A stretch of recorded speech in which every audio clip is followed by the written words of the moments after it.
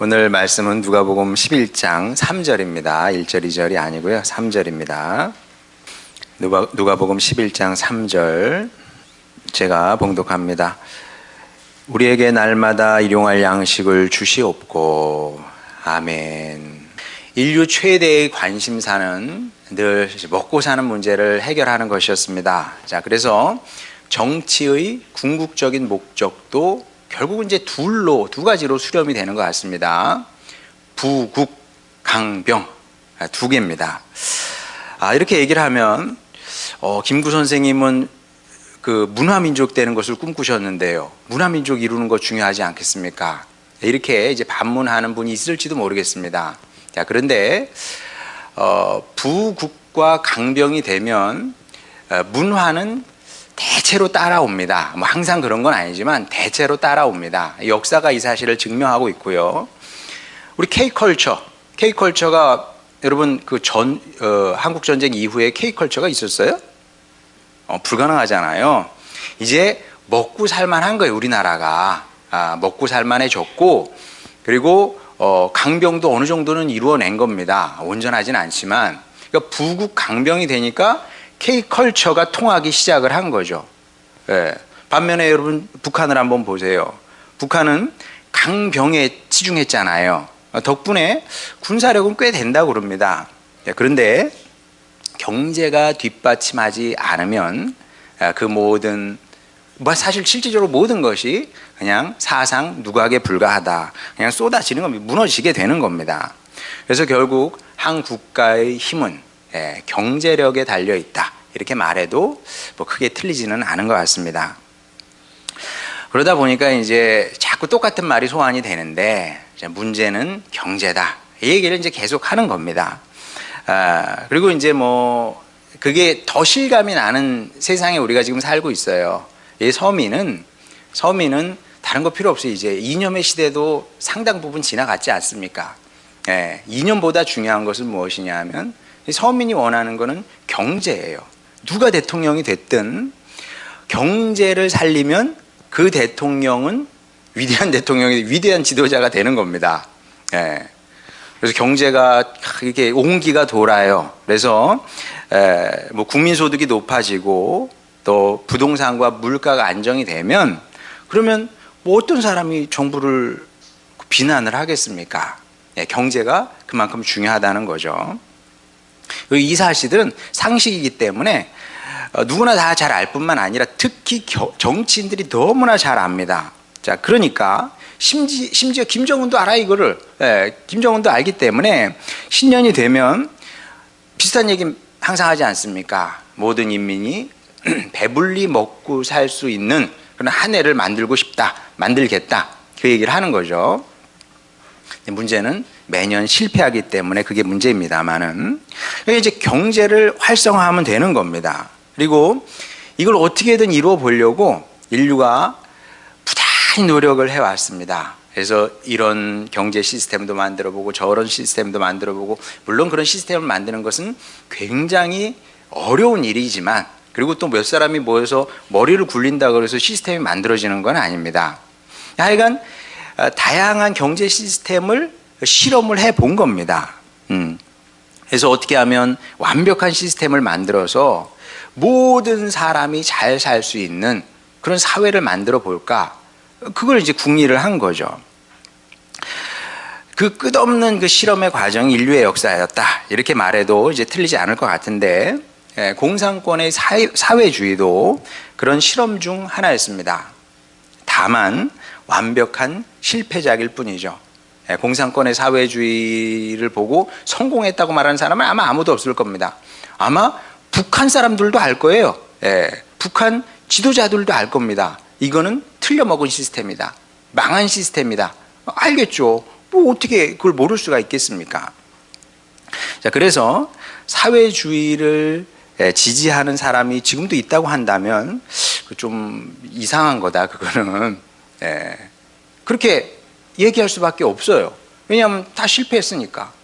뭐 지금 공산권이라고 말할 수 있는 나라들이 별로 없잖아요. 쿠바 무너지고 있다고 그럽니다, 지금. 뭐 북한은 뭐 말할 것도 없고. 자, 그렇긴 한데 이제 뭐 여담으로 한 가지 말씀드리면 그래도 사회주의와 사회적은 이제 구분할 필요가 있다고 저는 개인적으로 생각을 합니다. 뭐 예를 들면 정부에서 그 장애인 연금을 지급을 해요. 그걸 보면서 사회주의라고 하면 그건 곤란하죠. 그렇죠? 그거는 사회주의가 아니고 사회적인 거고 사회적인 것은 필요하죠. 어쨌든 사회주의는 실패한 경제 시스템인 것은 분명합니다. 특히 우리 기독교인들은 뭐 어떤 이유에서도 어떤 근거를 대더라도 그걸 받아들일 수는 없어요. 왜냐하면 사회주의 시스템은 무신론에 근거한 그 이론 위에서 만들어진 시스템이기 때문에 우리가 그것을 찬성하고 받아들일 수는 없는 겁니다. 뭐 어떤 이유가 됐든 간에. 자, 그러면 자유민주사회의 자본주의는 이제 완벽한 경제 시스템이냐? 자, 이렇게 묻는다면 저는 그렇게 생각을 합니다. 자본주의 경제 시스템은 지금까지 인류가 만든 경제 시스템 중에서는 그나마 가장 우수한 시스템이다. 또 이것도 부정할 사람이 아마 없을 겁니다. 예.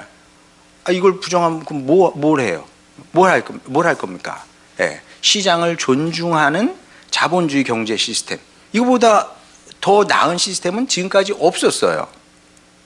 그리고 대안도 없습니다. 자, 그러면 완벽한 거냐 이게? 또 그렇지는 않아요. 예, 자본주의 경제 시스템의 한계도 굉장히 뚜렷하고 분명하다. 자, 그게 뭔지 이 시간에 뭐 장황하게 얘기할 필요는 없을 것 같습니다. 하나만 얘기하자면 그 자본주의 시스템의 작동 원리 중 하나는 무엇이냐면 능력대로 가져가는 거예요. 네, 그렇죠? 능력 되는 만큼 가져가는 겁니다.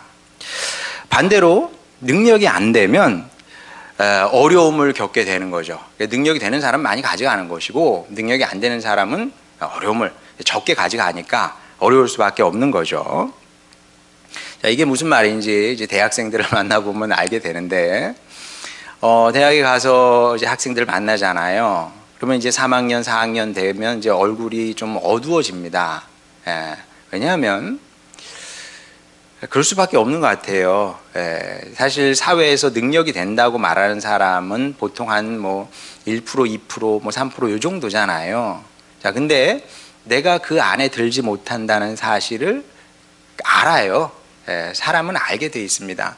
여러분, 모든 동물들 이렇게 새끼들을 보면 양순하잖아요. 강아지도 얼마나 그 참 눈 보면 선하다는 생각을 하거든요.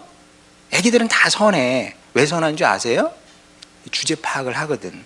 내 약해서 어디 가서 뭐 호랑이 새끼가 늑대를 이깁니까? 못 이깁니까? 그러니까 눈이 선할 수밖에 없어요. 그러니까 모든 동물이든 사람이든 간에 대체적으로 자신의 능력이 어느 정도치가 되는지 압니다. 그러니까 이제 대학교 3학년, 4학년이 됐는데 내가 능력이 좀 부족하다는 사실을 이제 아는 거죠. 그럼 이제 부모님이라도 능력자면 괜찮은데 사실 부모님이 능력자인 경우도 많지 않거든요. 그 또한 뭐 사회에서 뭐 10% 미만이겠죠. 능력이 되는 사람은 10% 정도밖에 안 되는 겁니다. 보통은 이제 능력이 안 되는 거죠. 자, 그러면 이게 막막한 거예요. 살 길이 막막한 겁니다. 다 괜찮은 회사에 들어가고 싶어요. 누군들 안 그렇겠습니까? 근데 괜찮은 회사가 나를 뽑아주느냐? 좀 어렵겠죠. 자, 그러면 이제 창업을 하면 돼요. 창업을 하면 되는데 창업하는 건 또 쉬운 일인가요? 준비 과정이 굉장히 치밀해야 되고요. 그리고 지식, 전문적인 능력 갖춰야 되고요. 그리고 자본도 필요하고 이 모든 것을 다 갖춰서 창업을 한다는 것은 쉬운 일이 아니고요. 또 리스크도 굉장히 큽니다. 특히 이제 뭐 미국은 한번 실패해도 아이디어가 좋으면 또 기회를 주고 또 기회를 준다잖아요. 시스템적으로. 우리나라는 그런 건 아니거든요.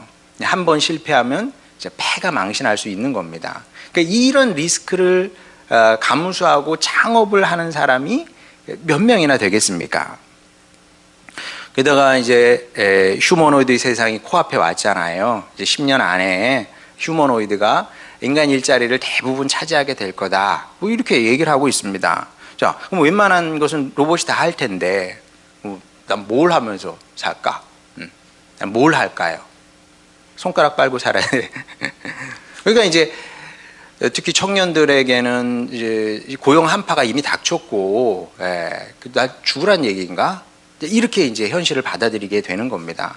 그러니까 이제 들끓는 이제 분노 이런 것들이 청년 세대의 마음에 있는 겁니다. 이해되죠? 자, 그러면 이걸 이제 당연한 것으로 받아들여야 되느냐? 그러면 좀 청년들이 뭘 하겠어요? 사회가 이렇게 이미 만들어졌는데, 그러면 두려움과 공포 속에서 살아야 되느냐? 아니면 운명에 맡겨서 살아야 되느냐? 이 청년들이 하는 얘기가 더러운 시대에 태어난 거야, 막 이렇게 세상을 저주하고 사회를 원망하고 막 이렇게 되는 겁니다. 자, 그런데 그거는 그러면 안 되죠. 특히 우리 하나님의 자녀들은 그러면 안 됩니다.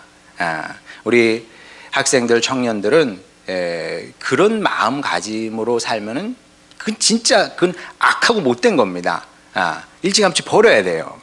자, 그러면 어떻게 살아야 되느냐? 달라야 되는 거예요. 성도는 달라야 되는 겁니다. 모든 면에서 달라야 돼. 그리고 어떻게 다를 수 있는지 해법을 이미 하나님께서 우리에게 다 주신 겁니다. 자, 그 중에 하나가 주님의 기도를 다시 배우는 겁니다. 자, 그게 뭔지 본문을 다시 읽도록 하겠습니다. 우리에게 날마다 일용할 양식을 주시옵고. 자, 예수님께서 이 기도를 우리에게 가르쳐 주셨습니다. 자, 이 기도의 의미는 뭐냐 하면 내 생계를, 우리의 생계를 책임지시는 분이 아버지 하나님이다. 자, 이런 고백이거든요. 그래서 성도는 날마다 이 고백을 하는 사람인 겁니다.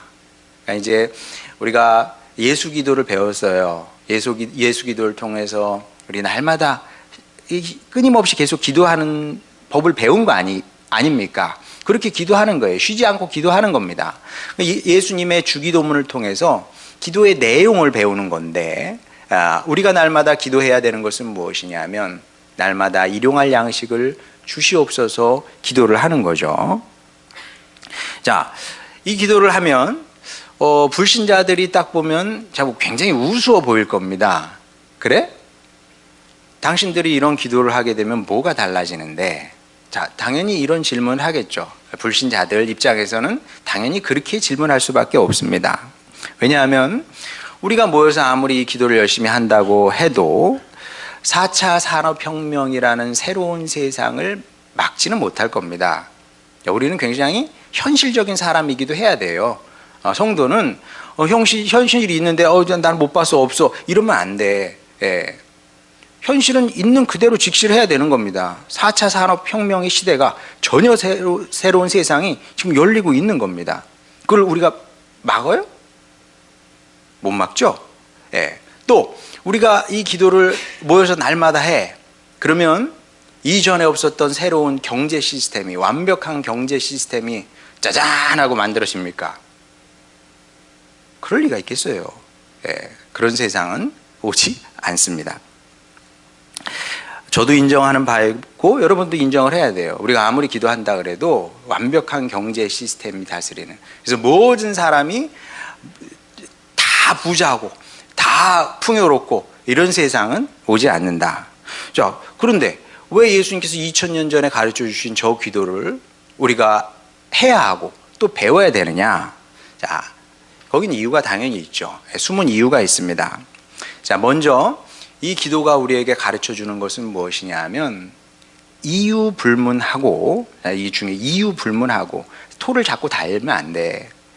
이유 불문하고 성도는 생계를 걱정하며 살면 안 되는 겁니다. 생계를 걱정하고 살면 안 돼요. 목사님, 제가 한 달에 이만큼밖에 못 봅니다. 제가 당장 실직 위기에 처해 있어요. 어떻게 걱정이 안 됩니까? 주님께서 걱정하지 말래. 그러니까 하지 마. 이유 불문, 성도는 생계를 걱정하면 안 되는 겁니다. 예수님께서 주기도문을 통해서 이 사실을 이제 가르쳐 주시기를 원했던 거죠. 자, 물론 먹고 사는 것이 이제 쉬운 일은 아니긴 해요. 예. 특히 우리 앞에는 이제 격변의 미래가 기다리고 있거든요. 상상하기 어려운 변화가 휘몰아치게 될 겁니다. 정말 말 그대로 휘몰아치게 될 텐데, 그러니까 이제 뭐 그 다양한 매체에서 불안감을 계속 막 심어 주거든요. 예.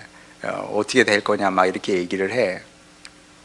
근데 거기는 이제 긍정적으로 얘기하는 사람들도 있고 부정적으로 얘기하는 사람도 있습니다. 근데 주님 안에서 보면 다 틀린 얘기를 하고 있어요. 예, 성경 말씀은 다르게 얘기하고, 그리고 다르게 아마 세상의 역사는 진행이 될 겁니다. 우리는 이제 어떤 확신을 갖고 있냐 하면, 우린 세상이 어떻게 바뀐다고 해도 너무 두려워할 필요가 없습니다. 예, 바뀌긴 할 거예요. 예, 세상이 바뀌긴 할 거고 무서운 세상이 오긴 할 거야. 근데 우리 성도들은 그렇다고 해서 두려워할 필요는 없다는 겁니다.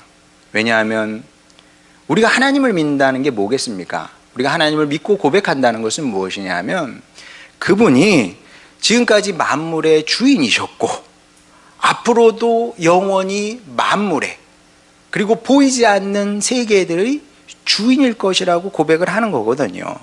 그러면 만물의 주인이 하나님이시면 컴퓨터가 세상의 주인이 될 수 있겠어요? 없겠어요? 그렇게 보일 수는 있어요. 이제 컴퓨터가 세상의 주인이 됐구나, 그렇게 보일 수는 있습니다만, 하나님께서 그럼에도 불구하고 그 모든 것들의 주인이 되셔서 다스릴 것이라는 그런 확신을 갖고 있는 사람이 우리거든요. 그러니까 우리는 이런 역사의 방향성을 분명히 알고 있는 사람들이고요. 그리고 하나님께서 이 역사를 완성할 거라는 사실을 알고 있는 사람들입니다. 그럼 뭘 두려워하겠습니까? 또 더 나아가서 지금까지 당신의 자녀들의 삶을 책임지셨거든요. 생계를 책임지신 겁니다, 하나님께서. 마찬가지로 변화될 세상에서도 하나님은 우리의 아버지가 되셔서 우리의 삶을, 우리의 생계를 책임지신다는 겁니다. 그리고 이것이 예수님의 핵심적인 가르침 중 하나였던 거죠. 예수님께서 여러 가지 중요한 가르침을 우리에게 주셨는데, 그 중에서도 핵심은 무엇이냐면 아버지 하나님께서 일용할 양식을 주신다는 겁니다. 여기서 일용할 양식이라는 것은 단순히 밥만 얘기하는 게 아닙니다. 밥만 얘기하는 것이 아니라 사람이 살기 위해 필요한 모든 조건들을 얘기하는 거거든요. 그 모든 것들을 아버지 하나님께서 우리에게 주시기를 원하고 기뻐하신다는 그런 가르침을 우리에게 주신 거죠. 자, 또 다른 말씀, 마태복음 6장 31절 32절 보겠습니다. 그러므로 염려하여 이르기를 무엇을 먹을까, 무엇을 마실까, 무엇을 입을까 하지 말라. 이는 다 이방인들이 구하는 것이라. 너희 하늘 아버지께서 이 모든 것이 너희에게 있어야 할 줄을 아시느니라. 이 믿음으로 사시는 여러분이 되시길 바랍니다. 그리고 이 믿음이 절대적으로 중요한 이유가 또 있습니다. 이 믿음으로 살아야 되는 이유가 있어요. 성도는 공급하시는 분이 누구인지 아는 사람입니다. 누차 얘기합니다마는 산다는 것은 선물이에요. 우리가 누리는 이 모든 것들이 다 선물입니다. 하나님께서 이 우주를 우리에게 선물로 주신 것이고요. 우리가 들이마시는 공기며 물이며 다 선물이고요. 우리가 건강해서 이렇게 활동을 하잖아요. 이것도 선물이고, 하나님께서 또 여러분에게 재산도 주셨어요. 그거 다 하나님께서 여러분에게 선물로 주신 겁니다. 하나님께서 여러분에게 공급해 주신 거죠. 그래서 성도는 성공하더라도 교만할 수가 없는 겁니다. 자, 이것이 자본주의 정신과 성도 신앙의 정신의 차이입니다. 자본주의 정신은 어떤 거예요? 내가 능력이 있어서 성공을 한 거예요. 뭐라 그럽니까? 그러잖아요. I'm proud of myself. 이렇게 얘기한다면 나 자랑스러워. 나 자랑스러워. 내 힘으로 일궈냈거든. 이런 게 있는 거예요. 근데 우리는, 성도는 그러면 안 되죠. 그게 아니라 이유는 나도 모르겠어. 이유는 나도 몰라. 하나님께서 왜 나에게 이렇게 건강을 주시고 예쁜 얼굴을 주시고 또 재산을 주시고 능력을 주시고 난 몰라. 근데 하나님께서 나에게 주셨거든요. 그러니까 성도는 기본적으로 이게 아니라 하나님께 감사와 찬양과 영광을 돌리게 되는 거죠. 더 나아가서 하나님께서 나에게 맡기신 거 아니에요. 이걸 이제 청지기 정신이라 그러는 겁니다. 하나님께서 나에게 맡기셨기 때문에 나만 위해서 사용하는 것이 아니라 하나님께서 저에게 이것을 맡기셨는데 제가 어디에 사용하기를 원하십니까? 나에게 주신 시간도, 나에게 주신 건강도, 재능도, 재물도 주님 기뻐하시는 일에 쓰고 사용하며 살기를 원합니다. 이렇게 되는 겁니다. 자본주의 정신으로는 아름다운 인생을 만들긴 쉽지는 않아요. 신앙의 복음의 정신이 들어가야 비로소 아름다운 인생이 시작이 되는 겁니다. 자, 이와 함께 일용할 양식을 위해 매일 기도해야 되는 또 다른 이유가 있습니다. 하나님께서 내 생계를 책임지시는 줄 알아야 돈을 쫓아 살지 않게 됩니다. 자, 누차 얘기합니다만 먹고 사는 문제가 중요하죠. 성경도 인정하는 바입니다. 예수님께서도 인정하셨어요. 사람이 떡으로만 살 것이 아니라, 밥으로만 살 것이 아니라, 밥 중요해요. 중요하죠. 밥이 중요하지 않다, 돈이 중요하지 않다, 이런 사람들은 현실을 잘 모르는 사람들입니다. 돈이 없는 건 비참한 거예요.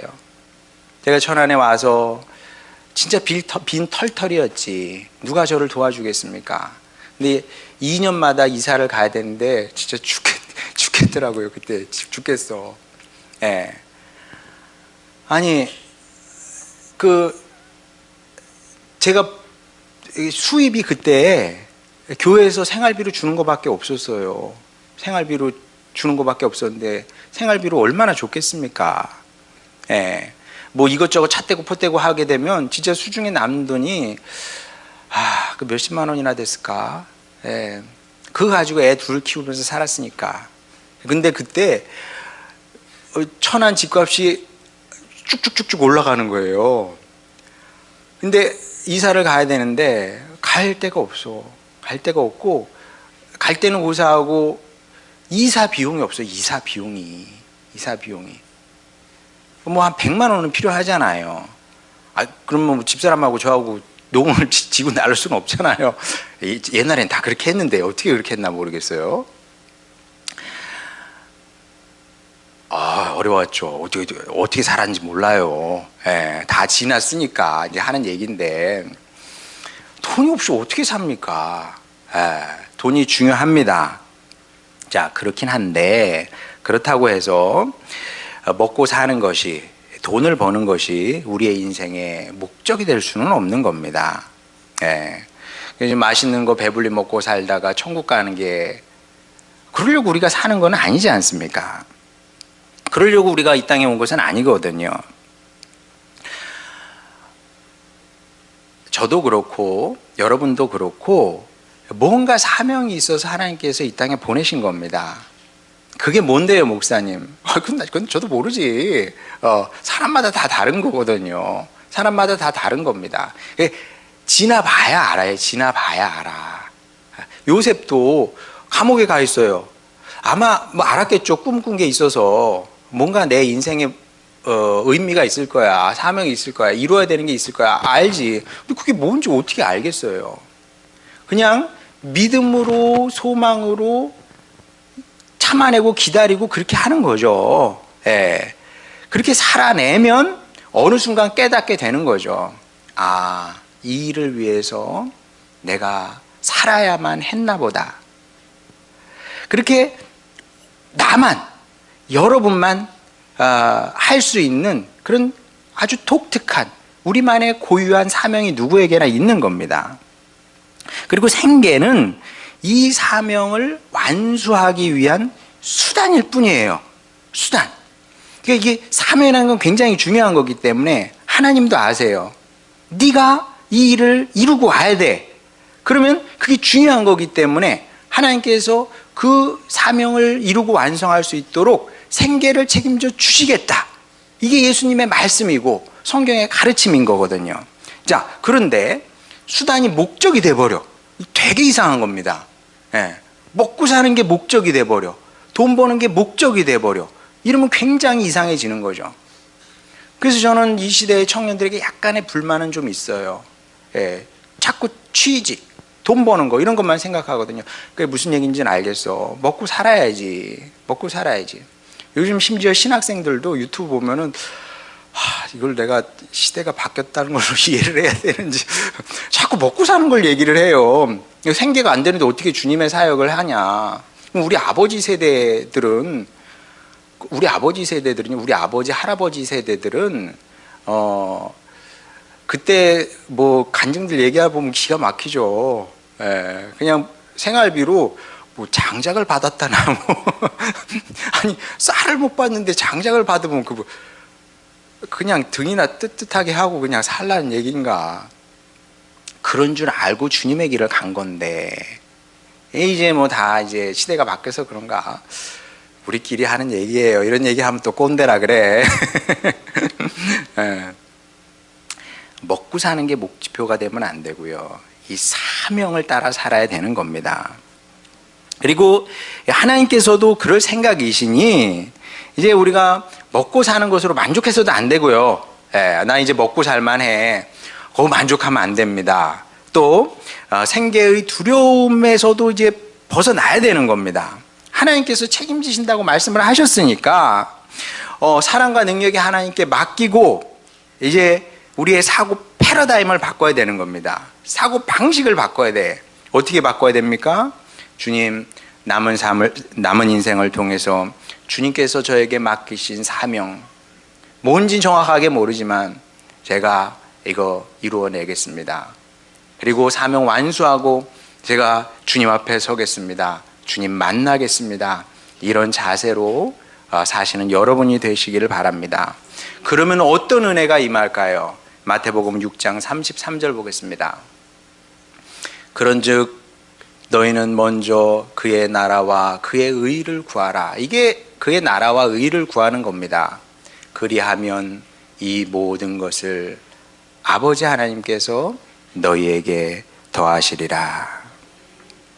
세상이 어떻게 바뀌고 변한다고 해도 우리는 결국 이런 하나님의 은혜와 사랑으로 다 이기고 극복하게 될 겁니다. 이기고 극복할 뿐만 아니라 사명도 감당해내는 멋진 인생을 살게 될 겁니다.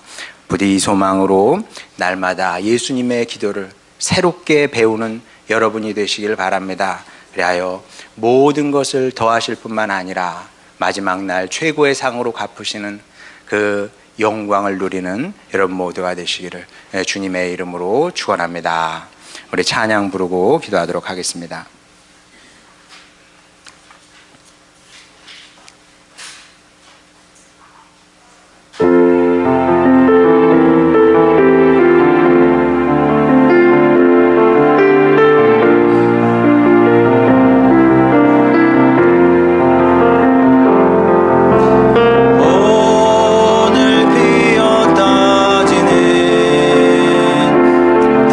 들불도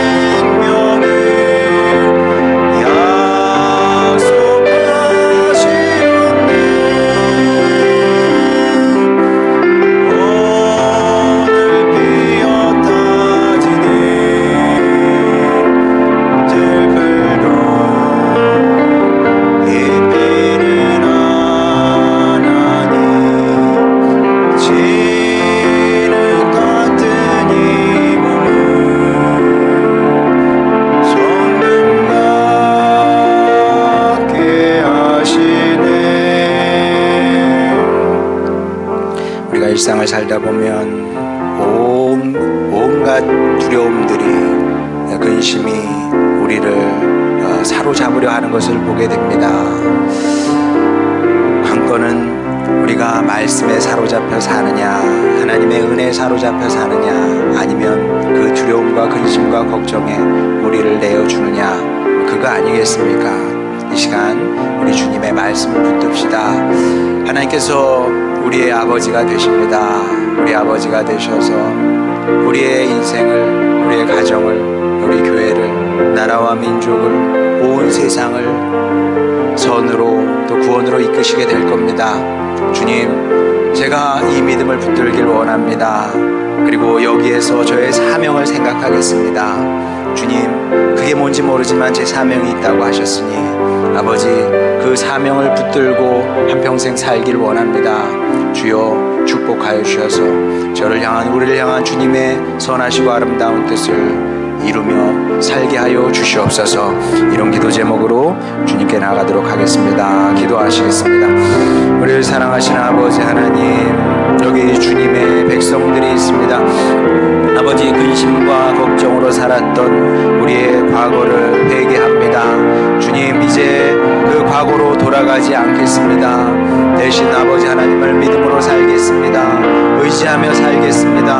주님, 더 큰 우리 소명을 붙들겠습니다. 저에게 사명을 주신 아버지 하나님, 제가 이룰 수 있음에 하나님께서 이 사명을 주신 줄 믿습니다. 아버지 하나님, 주여, 이 사명을 끝내 이루겠습니다. 이런 자세로 평생 살아가는 우리 모두가 되게 하여 주시고, 우리 하늘소망교회 식구들, 주여, 그렇게 주님께서 칭찬하시는 주님의 자녀들이 되기를 원합니다.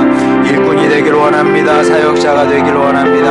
한 명도 여기서 낙오하지 않게 하여 주시옵시고, 끝까지 이 믿음의 길을 걸어감으로 하나님께서 책임지셨습니다. 하나님께서 축복하셨습니다. 고백하는 저희들이 되기를 원합니다. 아버지, 또한 주님 앞에 섰을 때 잘했다 칭찬받는 천국 백성들이 되기를 원하오니 아버지 하나님, 끝내 주님의 은혜로 아버지 이 모든 것을 이루어내는 우리 모두가 되게 하여 주시옵소서. 아버지, 요셉처럼 다윗처럼 살아내길 원하오니 아버지 하나님, 주님의 능력으로 이기며 살게 하여 주시옵소서. 우리의 기도를 들으심을 감사드립니다. 주여, 주님께서 모든 것을 더하시는 은혜를 누리며 살아가는 우리 하늘소망교회 식구들 다 되게 하여 주시옵소서. 예수님의 이름으로 기도드렸습니다. 아멘.